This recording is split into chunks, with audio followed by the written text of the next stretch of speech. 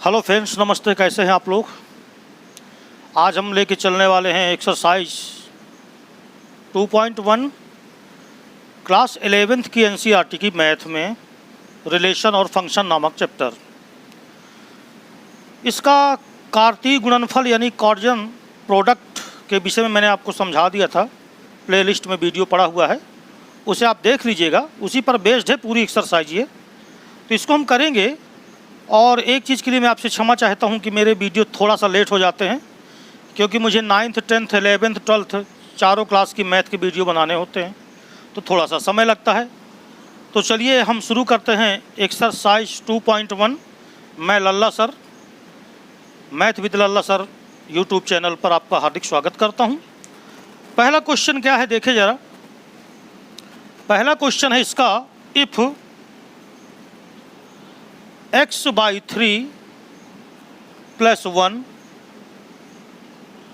y - 2/3 और ये equal दिया है 5/3 1/3। तो कहता है find the value of x and y। आपको x और y के मान ज्ञात करना है। तो ये मैंने क्वेश्चन मार्क लगा दिया। देखो, ऑर्डर्ड पेयर में इक्वलिटी मैंने आपको बताई थी कि दो ऑर्डर्ड पेयर कब इक्वल होते हैं। कोई भी सवाल आ जाए, कोई भी क्वेश्चन आ जाए, इक्वलिटी ऑफ ऑर्डर्ड पेयर यानी क्रमित युग्मों की समानता तब होती है जब उनके संगत एलिमेंट इक्वल हों। जैसे पहला अवयव पहले के बराबर होना चाहिए और दूसरा अवयव दूसरे के बराबर होना चाहिए। तो यहाँ पर हम चूंकि जानते हैं कि जो x/3 + 1 और y - 2/3 ये एक दूसरे ऑर्डर्ड पेयर के बराबर है। इसका मतलब ये हो गया कि हम ये कह सकते हैं कि x/3 + 1 ये बराबर होगा 5/3 के, राइट है ना। और साथ में हम ये कह सकते हैं कि जो दूसरा वाला है एलिमेंट y - 2/3 ये बराबर होगा 1/3 के। अब अगर इनको सॉल्व कर लो तो एलसीएम यहाँ 3 आएगा। तो x + 3 ये बराबर आ गया 5/3। 3 से 3 को कैंसिल करो तो x बराबर 5 - 3, तो x = कितना आ जाएगा 2। इसी तरह यहाँ से अगर आप देखो तो y = आ जाएगा 1/3, राइट है ना।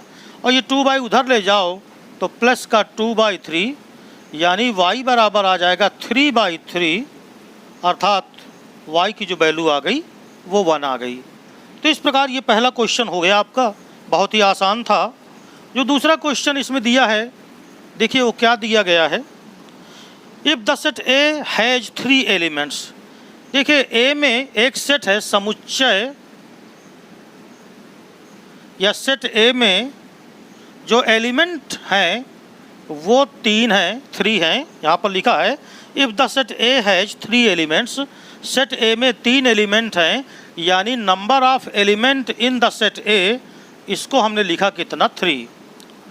और जो सेट B दिया है उसमें एलिमेंट की संख्या न दे करके उसको लिख दिया है, और वो दिए हैं 3 4 5। तो ये जो 3 4 5 लिखा है इसकी गिनती कर लें तो 1 2 3, यानी number of elements in the set B ये कितना हो गया 3। तो कह रहा है find the number of element in A cross B। तो आपको n A क्रॉस B चाहिए। तो याद रखो, अगर किसी समुच्चय A में m एलिमेंट हों, ये मैं बता चुका हूँ आपको, और दूसरे समुच्चय B में n एलिमेंट हों, तो उनके क्रॉस में जो टोटल एलिमेंट होते हैं वो m × n होते हैं। जैसे Na में 3 हैं तो वो 3, और NB में भी 3 हैं तो n A क्रॉस B में जो टोटल एलिमेंट होंगे वो कितने होंगे 9। अच्छा, वो जो एलिमेंट क्रॉस में होते हैं ना, जैसे A क्रॉस B है, उसमें जो एलिमेंट होते हैं वो सदैव ऑर्डर पेयर में होते हैं। तो आपको इतनी बात समझ में आ गई होगी, ठीक है, समझ में आ गया। अब देखो हम लेते हैं क्वेश्चन नंबर इसका तीसरा। और तीसरा क्वेश्चन में देखिए 2 सेट दिए गए हैं। आप अपनी किताब पे क्वेश्चन पढ़ सकते हैं और पढ़ लिया करिए, क्वेश्चन पढ़ना बहुत ज़रूरी होता है। तीसरा क्वेश्चन दिया गया है if G is equal to, देखिए दो सेट दिए हैं तीसरे क्वेश्चन में, एक सेट जी दिया है उसमें एलिमेंट दो दिए हैं 7 और 8, तथा दूसरा जो सेट दिया है वो एच दिया है, उसमें एलिमेंट दिए हैं 5, 4, 2। हमसे पूछा है कि आप बताओ जी क्रॉस एच तथा एच क्रॉस जी, इनका हमें मान बताना है, क्या होगा। तो ये क्वेश्चन है, ये हमें फाइंड करना है जी क्रॉस एच क्या होगा और एच क्रॉस जी क्या होगा। तो देखो सुनो मेरी बात ध्यान से, जैसे हम जी क्रॉस एच निकालने जा रहे हैं तो जी क्रॉस एच का मतलब क्या हुआ, ऐसे जितने भी ऑर्डर्ड पेयर बना सको बना लो, बट शर्त क्या है कि पहला एलिमेंट जी का होना चाहिए और दूसरा किसका, एच का। तो जैसे जी में 7 है तो 7 के साथ तुम एच के सारे एलिमेंट से पेयर बना सकते हो, जैसे 7, 5, 7, 4 और 7, 2। इसी तरह 8 से भी बना लो तो 8, 5, 8, 4 और 8, 2। तो इस प्रकार ये जो पूरा सेट बना जी क्रॉस एच का, उसके देखिए क्या कहलाएंगे, एलिमेंट कहलाएंगे, और यही जी क्रॉस एच का क्या होगा, मान होगा। एच क्रॉस जी का मतलब क्या हुआ कि जितने पहले एलिमेंट हैं वो सब एच के रखो और जो दूसरा एलिमेंट है वो जी का रखो, ऑर्डर्ड पेयर बनाओ। तो पहले एलिमेंट जैसे 5 लेना है तो 5 के साथ ये दोनों रखो, यानी 5 के साथ 7 भी, 5 के साथ 8 भी, अब 4 के साथ 7 भी, 4 के साथ 8 भी, फिर 2 के साथ 7 भी और 2 के साथ 8 भी। तो इस प्रकार ये हो गया जी क्रॉस एच और एच क्रॉस जी का क्या हो गया, मान। तो मैं समझता हूँ कि ये बात आपको समझ में आ गई होगी, बिल्कुल ही आसान है, आपको कोई दिक्कत नहीं होगी, ये प्रश्नावली बहुत आसान है। इसके बाद रिलेशन की बात आएगी, हालांकि रिलेशन की वीडियो मैं डाल चुका हूँ क्लास 12th के प्लेलिस्ट में, तो मैं थोड़ा बहुत बताऊँगा, बाकी ये रिलेशन वही है, बिल्कुल कोई अंतर नहीं है। अब इसके बाद देखो जो चौथा क्वेश्चन है ये ट्रू फॉल्स वाला है, यानी कथन लिखा है उसको बताना है कि वो सत्य है कि असत्य है। पहला जो दिया गया है इसमें P दिया है और इसमें एलिमेंट दिए हैं MN, दूसरा सेट Q दिया है, इसमें एलिमेंट दिए हैं NM, then P cross Q कह रहा है ये क्या इसके बराबर है, क्या ये सत्य लिखा है, MN और फिर है NM। अब देखो अगर तुम P क्रॉस Q बनाओगे तो P क्रॉस Q क्या होता है, P के पहले एलिमेंट, P के जो एलिमेंट हैं वो ऑर्डर्ड पेयर में पहले एलिमेंट होंगे। तो अगर तुम बनाओगे तो देखो M से N बनेगा, MN आएगा, फिर M से M आएगा, फिर N से N आएगा और फिर N से M आएगा। तो आप देख लो P क्रॉस Q में 4 ऑर्डर्ड पेयर होने चाहिए, और जबकि यहाँ पर P क्रॉस Q में सिर्फ कितने ऑर्डर्ड पेयर लिखे हैं, 2 लिखे हैं। इसका मतलब ये जो कथन है ये फॉल्स है, यानी ये कथन कैसा है, असत्य है। तो ये दिया था पहला नंबर। अब जरा दूसरा नंबर इसमें देखो, पढ़ लो क्या लिखा है। A और B 2 नॉन एम्प्टी सेट हैं, यानी अरिक्त समुच्चय हैं। तो A क्रॉस B एक अरिक्त समुच्चय होता है जिसमें ऑर्डर्ड पेयर होते हैं x, y, बिल्कुल परिभाषा तो यही है। जबकि x बिलोंग्स टू A और y बिलोंग्स टू B, तो बिल्कुल सही लिखा हुआ है ये। देखो इसकी जो डिफिनीशन है A क्रॉस B की वो है क्या, A क्रॉस B एक ऐसा सेट है जिसमें ऐसे ऑर्डर्ड पेयर होते हैं जिसमें पहला एलिमेंट A का होना चाहिए और दूसरा एलिमेंट B का होना चाहिए। तो जैसे इसने कहा A क्रॉस B बराबर XY लिखा है, ठीक है, इसका मतलब जो x है वो पहले का होना चाहिए, यानी x किस में बिलोंग करना चाहिए, A में, वो कर रहा है, कह भी रहा है कि x बिलोंग A, और दूसरा y है वो B में बिलोंग्स कर रहा है और उसे करना भी चाहिए। तो इस प्रकार ये क्वेश्चन नंबर इसी का दूसरा हो गया, तो इसको करने की कोई ज़रूरत नहीं। आइए इसी में तीसरा नंबर चेक कर लें, और तीसरा नंबर क्या है, if A is equal to, A बराबर दिया है 1 2, बी बराबर दिया है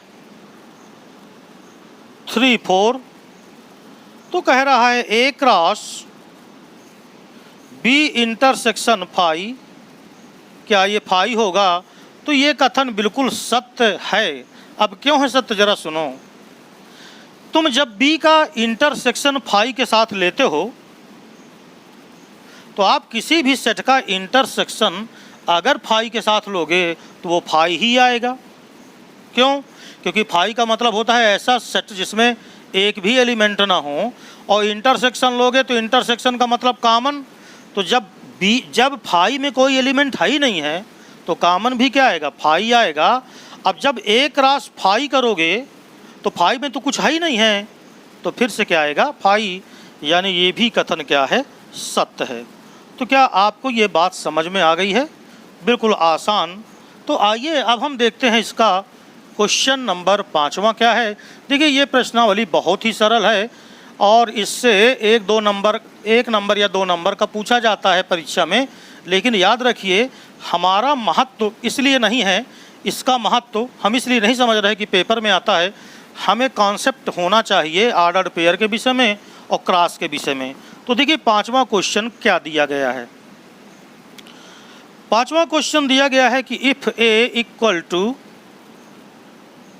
-1 और 1, ये 2 एलिमेंट हैं, तो कह रहा है प्राप्त करिए, तो ज्ञात करो मान ए क्रॉस ए।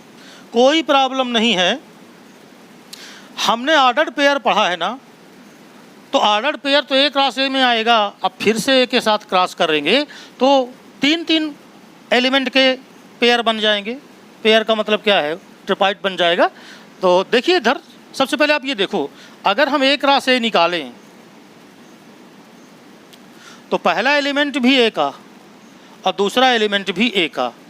तो देखिए -1 का -1 के साथ पेयर, फिर -1 का 1 के साथ पेयर, फिर 1 का -1 के साथ पेयर, और फिर 1 का 1 के साथ पेयर। ठीक है, इस तरह अगर आपको ज़्यादा दिक्कत हुआ करे तो ऐसे समझो ना, देखो ये ए है और यहाँ भी ए है, यहाँ है -1 से 1, यहाँ है -1 1, -1 का पहले -1 में फिर 1 में। तो ये देखो -1 का पहले -1 में और फिर -1 का 1 में, और फिर देखो 1 का -1 में और फिर ये हो गया। तो दोनों चीज़ देखिए आप इससे क्लियर हो गई। अब देखो हमें जो है ए क्रॉस ए का फिर से एक में क्रॉस करना है। तो ए क्रॉस ए तो ये लिखा है ना, बोलिए, ये आपके पास ए क्रॉस ए के एलिमेंट हैं। तो अब अगर हम इसको एक सेट माने तो इसका एलिमेंट तो ये होगा ना, तो ये पहला एलिमेंट होगा, इसके साथ ए में फिर से आपको क्रॉस करना है। तो कैसे होगा, देखिए -1 -1, राइट, और फिर क्या आएगा 1, नहीं इसको पहले लेके चलो। तो -1 -1 -1, फिर -1 1, फिर -1, ये देखो दूसरे के साथ कर लिया। अब तीसरे के साथ 1 -1, फिर -1, अभी चौथे के साथ कर लो तो 1 1 और फिर -1। इसके देखो चारों एलिमेंट को हमने पहले -1 के साथ किया, अब इन्हीं चारों का हम करेंगे 1 के साथ। तो अब आएगा इन्हीं चारों का, तो -1 और फिर 1, ये आ गया। फिर दूसरे के साथ करो तो -1 1 और फिर 1 आ गया। फिर तीसरे के साथ करो तो 1 -1 1, और फिर चौथे के साथ करो तो 1 1 1। तो देखिए अब यहाँ पर कर्ली ब्रैकेट लगा देना है, सुनो ध्यान से। ए क्रॉस ए हमारे पास ये मिल चुका है, इसका फिर से क्रॉस ए के साथ करना है, तो फिर हमें फिर पेयर बनाना होगा। लेकिन अब की बार ए क्रॉस ए में जो आया है उसके एलिमेंट चूँकि पहले से पेयर में हैं, तो इनका फिर से इसके साथ हमको पेयर बनाना पड़ेगा। यानी -1 -1, ये 4 हैं तो चारों का पहले -1 के साथ, और फिर ये चारों हैं तो इनका 1 के साथ। तो इस प्रकार आप बड़े आराम से क्वेश्चन नंबर 5वां सॉल्व कर सकते हैं, कोई दिक्कत नहीं है। 6वां क्वेश्चन देख लो अगर आप, तो 6वां क्वेश्चन भी बिल्कुल आसान सा है। ये प्रश्नावली मैंने आपको बताया कि बहुत ही आसान है। 6वां क्वेश्चन देखिए, A cross B this is equal to A X A Y A Z B X B Y,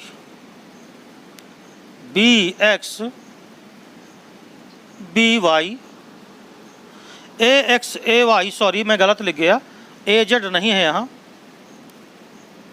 A X A Y B X B Y, ये दिया गया है, इतना दिया गया है। तो कह रहा है फाइंड ए। अब देखो अगर ए क्रॉस बी है ना, तो ऑर्डर्ड पेयर में जो भी प्रथम अवयव होंगे, पहले एलिमेंट होंगे, वो सब ए के ही तो होंगे। और पहले एलिमेंट में कौन है? ए है और बी है, यानी इसमें तो आ गया ए बी। और अगर बी की वैल्यू ज्ञात करना हो, बी क्या होगा, तो सारे दूसरे अवयव यानी एक्स वाई। तो बिल्कुल ही आसान ये हो गया क्वेश्चन नंबर 6वां। अब इसके बाद क्वेश्चन नंबर 7वां देख लीजिए। आप किताब में अपने देख लें, बिल्कुल एक एक लाइन, दो दो लाइन के क्वेश्चन होने चाहिए। छोटे छोटे क्वेश्चन हैं, कोई ज़्यादा बड़े नहीं हैं। तो आइए क्वेश्चन नंबर अब हम देखते हैं 7वें नंबर का क्या पूछा है। 7वें नंबर में let A is equal to, देखिए सेट दिए गए हैं, ये माना ए इक्वल टू, और इसमें दिए गए हैं 1 2, बी इक्वल टू, ये दिया गया है 1 2 3 4, 1 2 3 4, सी इक्वल टू, ये दिया गया है 5 6, 2 एलिमेंट है इसमें केवल, और D this is equal to 5 6 7 8, इस तरह 4 एलिमेंट इसमें दे दिए गए हैं। वेरीफाई करना है, सत्यापित करना जिसको कहते हैं। तो हमें क्या सत्यापित करना है? तो पहला नंबर हमें सत्यापित करना है, number 1, A cross B intersection C, ये बराबर A cross B intersection A cross C. ठीक है, तो पहला तो ये वेरीफाई करना है। और जो दूसरा वेरीफाई करना है वो है A cross C is subset of B cross D, is subset of B cross D. ये क्वेश्चन है एनसीईआरटी का एक्सरसाइज 2.1 का क्वेश्चन नंबर 7 करने जा रहे हैं। तो सबसे पहले आप पहले के लिए देखो। अच्छा, इधर पहले देखो हमें क्या जरूरत पड़ेगी। बी इंटरसेक्शन सी के साथ ए का क्रॉस हमें लेना है ना, ए का क्रॉस बी इंटरसेक्शन सी के साथ लेना है। तो देखो सबसे पहले तो हम बी इंटरसेक्शन सी निकालते हैं और देखते हैं कि बी इंटरसेक्शन सी क्या आएगा। सेट थ्योरी आप पढ़ चुके हो। बी इंटरसेक्शन सी का मतलब जो दोनों में कॉमन हो। तो आप देखो जरा, ए 1 2 3 4 यहाँ है और यहाँ 5 6 है, तो कुछ भी कॉमन नहीं है, यानी बी इंटरसेक्शन सी का मान 5 आया। अब अगर तुम ए क्रॉस बी इंटरसेक्शन सी करोगे तो इसका मतलब आपने ए क्रॉस 5 कहा, और 5 का किसी के साथ क्रॉस करोगे या किसी का 5 के साथ क्रॉस करोगे तो वो 5 आएगा। तो ये आपका देखिए जो पहला लेफ्ट हैंड साइड है पहले का, वो ये आ गया। अब देखो ये हो गया लेफ्ट हैंड साइड। अब ज़रा आप इसी का राइट हैंड साइड ये करके देखो। तो ए क्रॉस बी निकालो और ए क्रॉस सी निकालो और दोनों का इंटरसेक्शन ले लो। तो आओ ए क्रॉस बी निकाल के देखते हैं क्या आता है। ए क्रॉस बी, ए और बी तुम्हारे सामने हैं। ए का बी के साथ क्रॉस करोगे तो 1 1, देखो 1 का पहले इसके साथ लेना पूरा, 1 1 1 2 1 3 1 4। इसी तरह 2 का लोगे तो ये आ जाएगा 2 1 2 2 2 3 और 2 4। बात समझ में आ गई। अब इसके बाद ए क्रॉस सी को देखो क्या आया। तो ए क्रॉस सी बराबर, ए का क्रॉस सी के साथ लेना, सी में 2 हैं, ए में भी 2 हैं, तो 1 का 5 6 के साथ तो 1 5 1 6 ये आया, फिर 2 5 और 2 6। अब एक राशि बी दिख रहा है और एक राशि सी दिख रहा है, इन दोनों में जो कॉमन हो वो हमको लिखना है। आप चेक करो, कॉमन का मतलब, इंटरसेक्शन का मतलब कॉमन ही होता है, तो चेक करो। 1 5 यहाँ कहीं नहीं दिख रहा, 1 6 यहाँ कहीं नहीं दिख रहा, 2 5 कहीं नहीं दिख रहा, 2 6 कहीं नहीं दिख रहा। इसमें 5 6 सही नहीं है पहली बात तो क्या दोनों में कुछ कॉमन है? नहीं है कॉमन। इसका मतलब ये भी क्या है? 5 है। तो आप देखो, जो लेफ्ट हैंड साइड आया वही राइट हैंड साइड आया, इसका मतलब ये सत्यापित हो गया। अब एक राशि सी को दिखाना है कि वो बी क्रॉस डी का सबसेट है, यानी एक राशि सी में जो भी एलिमेंट या ऑर्डर पेयर आएंगे वो बी क्रॉस डी में ज़रूर होना चाहिए। तो देखो, एक राशि सी जो अभी हम निकाले हैं दूसरे नंबर के लिए, एक राशि सी अभी हम निकाल के रखे हैं तुम्हारे सामने, और उसमें 1 5 है, 1 6 है, 2 5 है और 2 6 है, ठीक है ना। बी क्रॉस डी आओ निकाल लेते हैं। बी क्रॉस डी, पहला एलिमेंट बी का, दूसरा डी का। बी में 4 है भाई, और डी में भी कितने हैं? 4 हैं। तो क्या आएगा? 1 5 1 6 1 7 1 8, 1 5 1 6 1 7 1 8 बी के साथ, तो फिर 2 के साथ आएगा, फिर 3 के साथ, फिर 4 के साथ। तो 2 5 2 6 2 7 2 8, फिर 3, इसको मैं मिटा देता हूँ थोड़ा। फिर इसी तरह 3 के साथ आएगा 3 5 3 6 3 7 3 8, फिर 4 के साथ आएगा, बी क्रॉस डी है, देखिए बी में भी 4 है और इसमें भी 4 है। तो 4 5 4 6 4 7 4 8, जगह न होने के कारण आप एक लाइन में लिख सकते हैं अगर आपके पास जगह हो। ये आए हैं। क्या देखो, एक राशि सी के जो एलिमेंट हैं वो कौन कौन से हैं? 1 5, देखिए 1 5 इसमें कहीं है, ये मिल गया।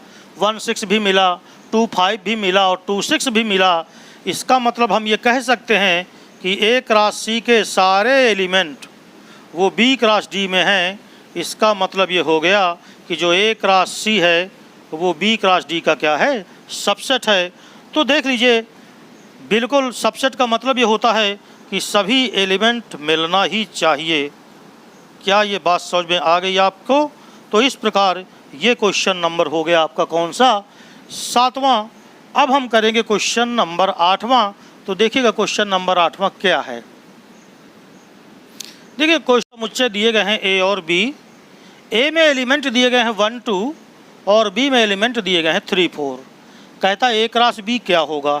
तो आओ, ए क्रॉस बी तो अब आपको आने ही लगा है। ए क्रॉस बी बराबर, हाँ, ए क्रॉस बी में कौन कौन से आएंगे? 1 के साथ 3 4, यानी 1 3 फिर 1 4, राइट। फिर कौन आएगा? 2 3 और 2 4। फिर कहा इसमें कितने उपसमुच्चय होंगे? मैंने आपको बताया था कि यदि किसी समुच्चय में m एलिमेंट हों, जैसे a में m एलिमेंट हों और b में n एलिमेंट हों, तो a क्रॉस b में होते हैं टोटल एलिमेंट mn। मगर जो उपसमुच्चय होते हैं, सबसेट जिनको बोलते हो, वो होते हैं 2 टू दी पावर mn।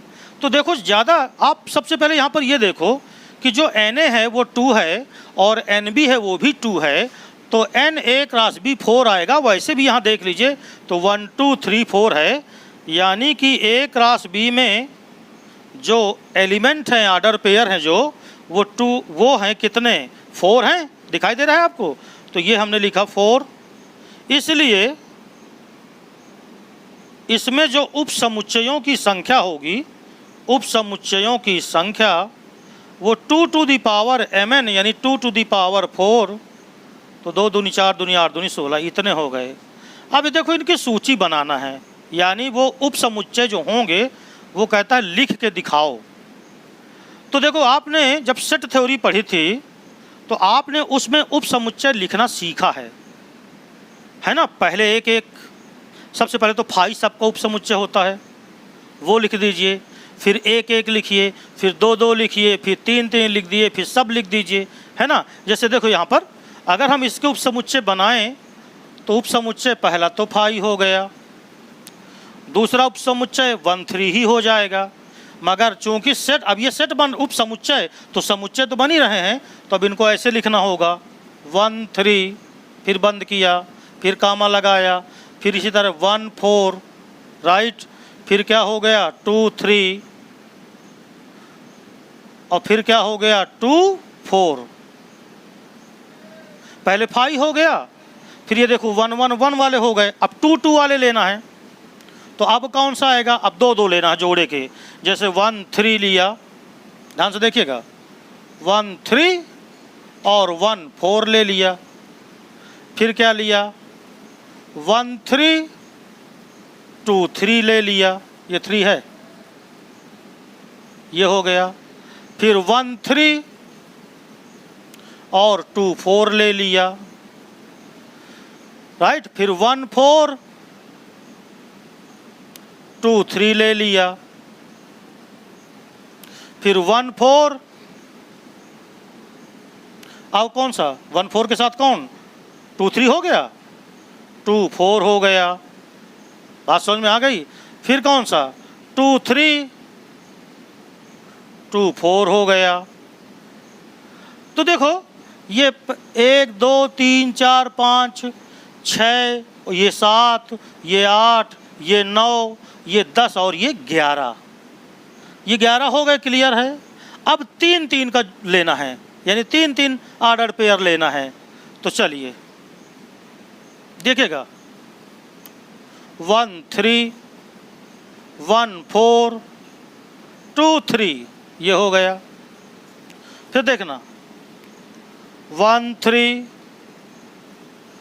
1 4 2 3 हो गया, 1 3 1 4 2 4, ये हो गया, बात समझ में आ गई। फिर देखना 1 3 2 3 2 4, ये हो गया,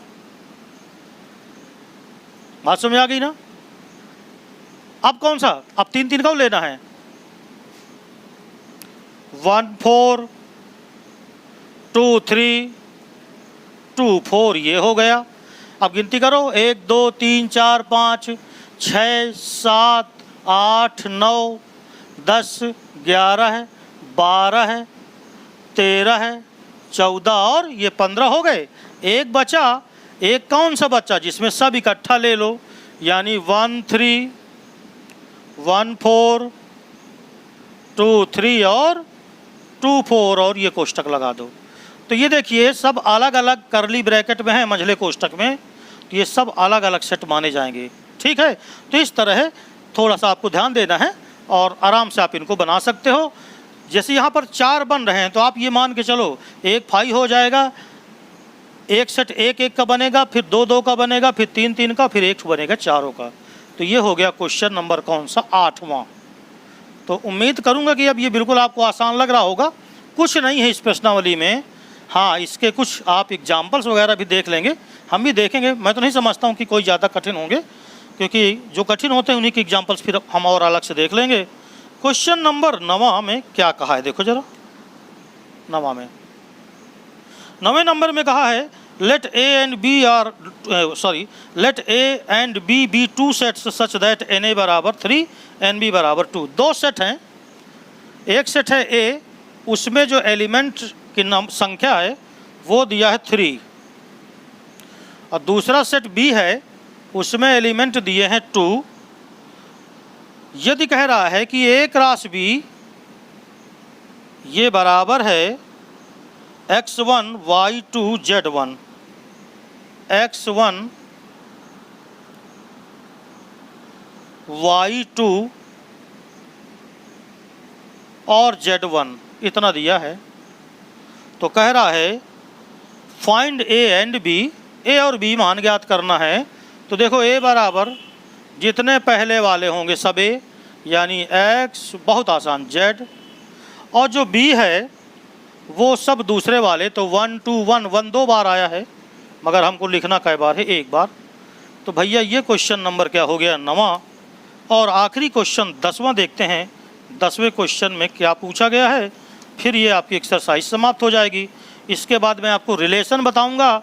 तो रिलेशन काफ़ी हद तक मेरे वीडियो पड़े हुए हैं, 12 के आप देख लीजिए। फिर भी अब हम रिलेशन में अलग अलग सभी फंक्शन के विषय में अध्ययन करेंगे। जैसे लॉग फंक्शन क्या होता है उसके विषय में अध्ययन अलग से पढ़ेंगे, मॉडुलस फंक्शन, सिग्नम फंक्शन, है ना, इस तरह के कई फंक्शन हैं, तो सब पढ़ेंगे। 10वां क्वेश्चन क्या है, देखिए जरा 10वां question. Cartesian product A cross A has 9 elements. देखो ए क्रॉस ए में 9 अवयव हैं, मैं हिंदी में लिख देता हूँ।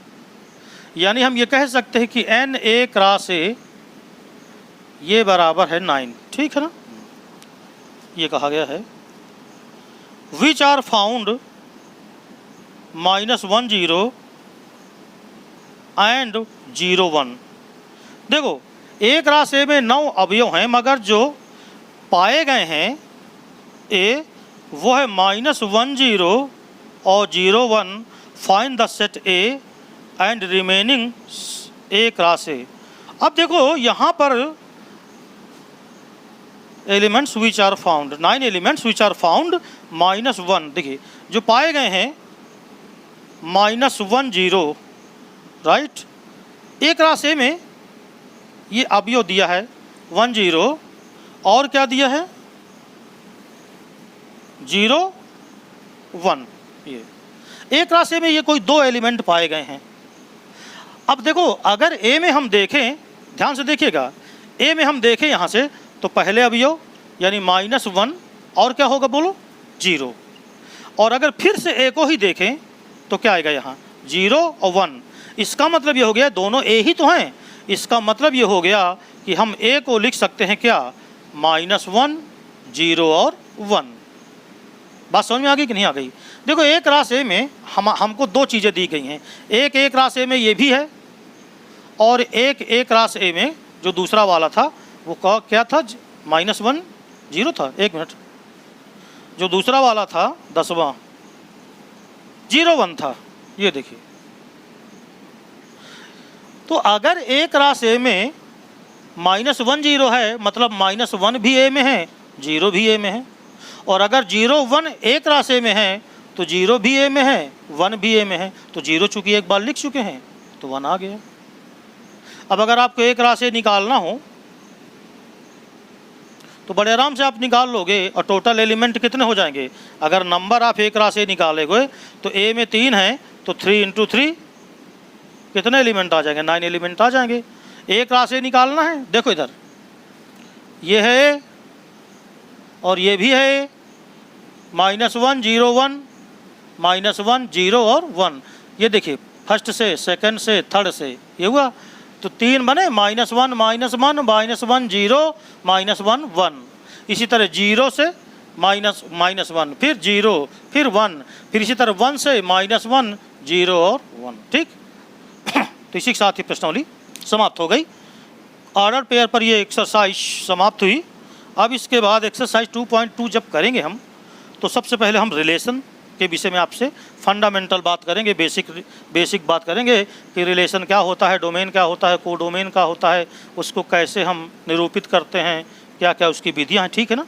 अच्छा, क्लास 10th के बच्चों के लिए तो आपको मालूम ही है, आप तो 11 में हो, लेकिन क्लास 10th के लिए मैंने साइंस का एक अलग चैनल बनाया है जिसका नाम है साइंस विद लल्ला सर, ठीक है। तो उसमें आप साइंस के वीडियो अपने छोटे भाइयों को प्रेरित कर सकते हैं पढ़ने के लिए। और ये चैनल अगर अभी तक आपने सब्सक्राइब न किया हो तो सब्सक्राइब कर लीजिए। बेहतरीन मैथ आपको पढ़ाई जाएगी। थैंक यू, नमस्ते।